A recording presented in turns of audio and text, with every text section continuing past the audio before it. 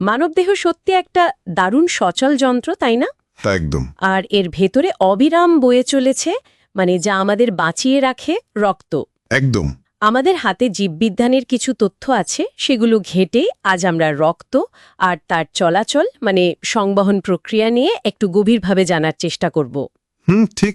লক্ষ্যটা হলো এর গঠন, কাজ, কিভাবে এটা দেহে ঘুরছে, এই সব নিয়ে একটা স্পষ্ট ধারণা তৈরি করা। এই জরুরি জৈব তরলটাকে বোঝাটা খুব দরকারি। তো প্রথমেই যদি শুরু করি, এই যে রক্ত, এটা আসলে কি জিনিস? মানে কি দিয়ে তৈরি? দেখতে তো লাল তরল। হ্যাঁ, দেখতে তরল হলেও এটা আসলে এক বিশেষ ধরনের যোজক কলা, মানে কানেকটিভ টিস্যু। ও আচ্ছা। এর বেশিরভাগটাই, ধরুন প্রায় ৫৫% হলো রক্তরস বা প্লাজমা। ৫৫%ই প্লাজমা? হ্যাঁ, আর এই প্লাজমারও প্রায় ৯০-৯২% জল। বাব্বা, পুরোটাই প্রায় জল। হ্যাঁ, আর এই বাকি অংশে ভেসে বেড়াচ্ছে দারুণ সব দরকারি প্রোটিন, যেমন ধরুন ফাইব্রিনোজেন। ফাইব্রিনোজেন? ওটা কি করে? ওটা রক্ত জমাট বাঁধতে সাহায্য করে, মানে কেটে গেলে রক্ত পড়া বন্ধ করতে। আচ্ছা আচ্ছা। তারপর আছে গ্লোবিউলিন, আমাদের শরীরের ডিফেন্স সিস্টেমের অংশ, মানে রোগ প্রতিরোধ করে। আর অ্যালবিউমিন, ওটাও বললেন যে? হ্যাঁ, অ্যালবিউমিন, ওটা কোষের ভেতরে জলের সঠিক পরিমাণ বা অসমোটিক ভারসাম্য বজায় রাখে। ইন্টারেস্টিং। আচ্ছা, একটা শব্দ শুনি আমরা প্রায়ই, সিরাম। ওটা কি? সিরাম হলো এই রক্তরসই, কিন্তু যেখান থেকে ফাইব্রিনোজেন আর অন্যান্য জমাট বাঁধার উপাদানগুলো সরিয়ে নেওয়া হয়েছে। টেস্ট করার সময় এটা কাজে লাগে। বুঝেছি। তাহলে এই ৫৫% গেল রক্তরস, বাকি ৪৫%? ওই বাকি ৪৫% হলো বিভিন্ন রক্তকণিকা বা রক্তের কোষীয় উপাদান। আচ্ছা, ক রকমের আছে এগুলো? প্রধানত ৩ রকম। সবচেয়ে বেশি সংখ্যায় থাকে লোহিত রক্তকণিকা, মানে রেড ব্লাড সেল বা আরবিসি। আরবিসি, এরাই তো রক্তকে লাল দেখায়। ঠিক, এদের ভেতরে হিমোগ্লোবিন থাকে বলেই রং লাল, আর এই হিমোগ্লোবিনই অক্সিজেন, কার্বন ডাইঅক্সাইড এগুলো বয়ে নিয়ে যায়। সংখ্যায় কেমন থাকে? সংখ্যায় প্রচুর। প্রতি ঘন কিলোমিটার রক্তে প্রায় ৫০ থেকে ৫৫ লক্ষ। প্রতি ঘন মিলিমিটারে ৫৫ লক্ষ? অবিশ্বাস্য। হ্যাঁ, আর এরা তৈরি হয় আমাদের অস্থিমজ্জায়, বাঁচে মোটামুটি ১২০ দিনের মতো। আচ্ছা, গেল আরবিসি। এরপর? এরপর আছে শ্বেত রক্তকণিকা বা হোয়াইট ব্লাড সেল, ডব্লিউবিসি। এদের হিমোগ্লোবিন নেই, তাই বর্ণহীন। এদের কাজ কি? এরাও কি অস্থিমজ্জায় তৈরি হয়? হ্যাঁ, এরাও ওখানেই তৈরি হয়। এদের কাজ হলো শরীরকে রক্ষা করা। এরা আমাদের দেহের সৈন্য। সংখ্যায় অবশ্য আরবিসির থেকে অনেক কম, গড়ে ৬,০০০ থেকে ৮,০০০ প্রতি ঘন মিলিমিটারে। কিন্তু কাজটা খুব গুরুত্বপূর্ণ নিশ্চয়ই। ভীষণ গুরুত্বপূর্ণ। এদের মধ্যে কয়েক ধরনের আছে, যেমন নিউট্রোফিল আর মোনোসাইট। এরা জীবাণু দেখলেই, মানে ফ্যাগোসাইটোসিস পদ্ধতিতে গিলে ফেলে। জীবাণু খেয়ে ফেলে? হ্যাঁ, আর আছে লিম্ফোসাইট, বি আর টি লিম্ফোসাইট। এইরাই আমাদের রোগ প্রতিরোধ ক্ষমতা বা ইমিউনিটি তৈরি করে। অ্যান্টিবডি তৈরি করা, জীবাণুকে চিনে রাখা, এইসব। দারুণ। আর ৩ নম্বর কণিকা? ৩ নাম্বার হল অনুচক্রিকা বা প্লেটলেটস। এরা আসলে কোষের ভগ্নাংশ। প্লেটলেটস, হ্যাঁ এটা শুনেছি, ডেঙ্গু হলে কমে যায়। ঠিক ধরেছেন। এদের সংখ্যা থাকে ১.৫ লাখ থেকে ৩.৫ লক্ষ প্রতি ঘন মিলিমিটারে। এদের প্রধান কাজ হল রক্ত তঞ্চনে সাহায্য করা, মানে ওই যে রক্ত জমাট বাঁধানো। তার মানে ফাইব্রিনোজেনের সাথে এরাও কাজ করে? হ্যাঁ, অনুচক্রিকারাই প্রক্রিয়াটা শুরু করতে সাহায্য করে। এদের সংখ্যা কমে গেলে রক্তক্ষরণ সহজে বন্ধ হতে চায় না। সেটাই ডেঙ্গুর মতো রোগে একটা বড় সমস্যা। বোঝা গেল। এই যে এত রকমের কণিকা, প্রোটিন, এদের উপর ভিত্তি করেই কি রক্তের গ্রুপগুলো ঠিক হয়, যেটা খুব জরুরি, বিশেষ করে যখন রক্ত দেওয়ার দরকার পড়ে? একদম। এবিও গ্রুপিংটা নির্ভর করে লোহিত রক্তকণিকার গায়ে ২ রকমের অ্যান্টিজেন, এ আর বি, আছে কি নেই তার উপর। আর রক্তরসে থাকে এদের অ্যান্টিবডি। তাহলে গ্রুপগুলো কি কি? এই অ্যান্টিজেন আর অ্যান্টিবডির উপস্থিতি বা অনুপস্থিতি মিলিয়েই ৪টে গ্রুপ হয়, এ, বি, এবি আর ও।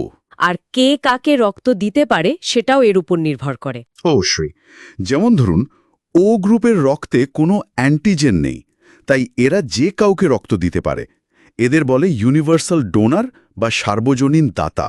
ও গ্রুপ, আচ্ছা। আর এবি গ্রুপের রক্তে রসে কোনো অ্যান্টিবডি নেই, এ বা বি এর বিরুদ্ধে, তাই এরা যে কোনো গ্রুপের রক্ত নিতে পারে, ইউনিভার্সাল রেসিপিয়েন্ট বা সার্বজনীন গ্রহীতা। খুব দরকারি তথ্য। আর একটা জিনিস শুনি, RH ফ্যাক্টর, ওটা কি? RH ফ্যাক্টরও লোহিত রক্তকণিকার গায়ে থাকা আরেক ধরনের অ্যান্টিজেন। বেশিরভাগ মানুষের রক্তে এটা থাকে, তাদের বলে RH পজিটিভ, RH+V। যাদের থাকে না তারা RH নেগেটিভ, RH-V। এটা কি কোনো সমস্যা তৈরি করতে পারে? হ্যাঁ, পারে। যদি RH নেগেটিভ মায়ের গর্ভে RH পজিটিভ সন্তান আসে, মানে বাবার রক্ত RH পজিটিভ হলে এমন হতে পারে। তাহলে কি হয়? প্রথম সন্তানের ক্ষেত্রে সাধারণত সমস্যা হয় না, কিন্তু প্রসবের সময় বাচ্চার কিছু RH পজিটিভ রক্ত মায়ের শরীরে মিশে গেলে মায়ের শরীর ওই RH ফ্যাক্টরের বিরুদ্ধে অ্যান্টিবডি তৈরি করে ফেলে। পরের বার সমস্যা হয়। হ্যাঁ, পরবর্তী গর্ভে যদি আবার RH পজিটিভ সন্তান আসে, তখন মায়ের ওই অ্যান্টিবডিগুলো প্লাসেন্টা পেরিয়ে বাচ্চার রক্তকণিকাগুলোকে আক্রমণ করে নষ্ট করে দিতে পারে। একে বলে এরিথ্রোব্লাস্টোসিস ফিটালিস। বেশ গুরুতর হতে পারে। এর কোনো সমাধান আছে? হ্যাঁ, এখন উপায় আছে। প্রথম RH পজিটিভ বাচ্চা প্রসবের ৭২ ঘন্টার মধ্যে মাকে অ্যান্টি-RH অ্যান্টিবডির একটা ইনজেকশন দেওয়া হয়। এটা মায়ের শরীরে ওই বিপজ্জনক অ্যান্টিবডি তৈরি হওয়া আটকে দেয়। ও, বাঁচুয়া। আচ্ছা, একটু আগে অনুচক্রিকা আর ফাইব্রিনোজেনের কথা বলছিলেন রক্ত জমাট বাঁধার প্রসঙ্গে। এই প্রক্রিয়াটা ঠিক কিভাবে ঘটে? কোথাও কেটে গেলে যে রক্ত বন্ধ হয়? এটা শরীরের একটা অসাধারণ ডিফেন্স মেকানিজম, মানে সুরক্ষা ব্যবস্থা। একে বলে রক্ততঞ্চন বা কোয়াগুলেশন। যখন কোথাও কেটে যায় বা আঘাত লাগে, তখন সেখানকার ক্ষতিগ্রস্ত কোষ আর রক্তে থাকা অনুচক্রিকা কিছু রাসায়নিক পদার্থ ছাড়ে।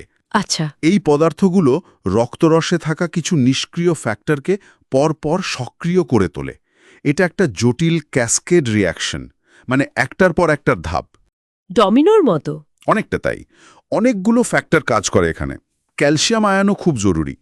পুরো প্রক্রিয়াটার শেষে ওই যে ফাইব্রিনোজেন প্রোটিনের কথা বললাম, সেটা সক্রিয় ফাইব্রিনে পরিণত হয়। এই ফাইব্রিনগুলো সুতোর মতো জাল তৈরি করে। জাল? হ্যাঁ, ফাইব্রিনের জাল। সেই জালে তখন রক্তকণিকাগুলো, মানে RBC, WBC, প্লেটলেটস সব আটকে যায়, আর একটা জমাট বাঁধা পিণ্ড তৈরি হয়। এটাই ক্লট। আর রক্ত পড়া বন্ধ হয়ে যায়। বাহ, দারুণ প্রক্রিয়া তো। খুবই কার্যকরী। না হলে সামান্য কেটে গেলেও বিপদ হতে পারত। ঠিক। আচ্ছা, এই যে রক্ত এত সব উপাদান নিয়ে সারা শরীরে ঘুরছে কিভাবে? নিশ্চয়ই এর একটা নির্দিষ্ট রাস্তা আছে। অবশ্যই। মানুষের সংবহনতন্ত্র হল বদ্ধ সংবহনতন্ত্র বা ক্লোজড সার্কুলেটরি সিস্টেম। বদ্ধ মানে হলো রক্ত সবসময় হৃৎপিণ্ড আর নির্দিষ্ট নালী, যেমন ধমনী, শিরা আর জালক, এদের মধ্যেই আবদ্ধ থাকে, খোলা জায়গায় ছড়িয়ে পড়ে না। ও আচ্ছা। আর এই পুরো সিস্টেমটাকে চালায় কে? হার্ট। একদম। আমাদের হৃৎপিণ্ড বা হার্ট হলো মূল পাম্প। এটা 4 প্রকোষ্ঠযুক্ত, 2টো অলিন্দ আর 2টো নিলয়। 4টে চেম্বার? হ্যাঁ। এই 4টে চেম্বার থাকার সুবিধা হলো আমাদের শরীরে 2টো আলাদা সংবহন পথ বা সার্কিট তৈরি হয়েছে। 2টো পথ কি রকম? একটা হলো পালমোনারি বা ফুসফুসীয় সংবহন। এতে হৃৎপিণ্ডের ডান নিলয় থেকে দূষিত রক্ত, মানে কার্বন ডাই অক্সাইড যুক্ত রক্ত, ফুসফুসে যায় অক্সিজেন নেওয়ার জন্য। ঠিক। ফুসফুসে অক্সিজেন নিয়ে বিশুদ্ধ হয়ে সেই রক্ত আবার হৃৎপিণ্ডের বামলিন্দে ফিরে আসে। এটা একটা সার্কিট। বুঝলাম। আর দ্বিতীয়টা? দ্বিতীয়টা হলো সিস্টেমিক সংবহন। এবার ওই বিশুদ্ধ রক্ত হৃৎপিণ্ডের বাম নিলয় থেকে মহাধমনীর মাধ্যমে সারা শরীরে ছড়িয়ে পড়ে, কোষে কোষে অক্সিজেন আর পুষ্টি পৌঁছে দেয়। আচ্ছা। তারপর কোষ থেকে কার্বন ডাই অক্সাইড আর বর্জ্য পদার্থ নিয়ে অশুদ্ধ রক্ত শিরার মাধ্যমে আবার হৃৎপিণ্ডের দানলিন্দে ফিরে আসে। এটা দ্বিতীয় সার্কিট। তার মানে রক্ত একবার হার্ট থেকে বেরিয়ে ফুসফুস ঘুরে আবার হার্টে আসছে, আরেকবার হার্ট থেকে বেরিয়ে পুরো শরীর ঘুরে আবার হার্টে আসছে। একদম ঠিক। এই দুটো পথ একসাথে কাজ করে বলেই একে বলে ডাবল সার্কুলেশন বা দ্বৈত সংবহন। এটা খুব এফিশিয়েন্ট একটা সিস্টেম। অক্সিজেনযুক্ত আর অক্সিজেনবিহীন রক্ত মেশে না। দারুণ ব্যবস্থা। আচ্ছা, হার্ট যে পাম্প করে, এই সংস্পন্দনটা কি নিজে নিজেই তৈরি হয় নাকি ব্রেন থেকে নির্দেশ আসে? হার্টের নিজেরই স্পন্দন তৈরি করার ক্ষমতা আছে। ডান অলিন্দে একটা বিশেষ পেশিগুচ্ছ থাকে, সাইনো অ্যাট্রিয়াল নোড বা স্যান। একেই বলে পেসমেকার। পেসমেকার? হ্যাঁ, এখান থেকেই স্বাভাবিক ছন্দে বৈদ্যুতিক সংকেত তৈরি হয়, যা পুরো হৃৎপিণ্ডে ছড়িয়ে পড়ে আর তাকে সংকুচিত করে, মানে পাম্প করায়। তার মানে হার্ট নিজেই নিজের ছন্দ তৈরি করে। মূলত হ্যাঁ, তবে আমাদের স্নায়ুতন্ত্র মানে নার্ভাস সিস্টেম আর কিছু হরমোন হৃৎস্পন্দনের গতিকে নিয়ন্ত্রণ করতে পারে। মানে যখন দরকার তখন স্পন্দন বাড়াতে বা কমাতেও পারে। যেমন দৌড়ালে হার্টবিট বেড়ে যায়। বোঝা গেল। তাহলে সব মিলিয়ে যা দাঁড়ালো, রক্ত শুধু একটা তরল নয়, এটা একটা আস্ত পরিবহন ব্যবস্থা, প্রতিরক্ষা ব্যবস্থা, আবার মেরামতির ব্যবস্থাও বটে। ঠিক তাই। এর জটিল গঠন, বিভিন্ন গ্রুপ, জমাট বাঁধার আশ্চর্য ক্ষমতা আর এই দ্বৈত সংবহন পথ সবকিছু মিলেই কিন্তু আমাদের শরীরটাকে সচল রাখছে। একদম। এই পুরো অভ্যন্তরীণ ব্যবস্থাটা মানে আমাদের ব্লাড সার্কুলেশন প্রতি মুহূর্তে নীরবে কাজ করে চলেছে।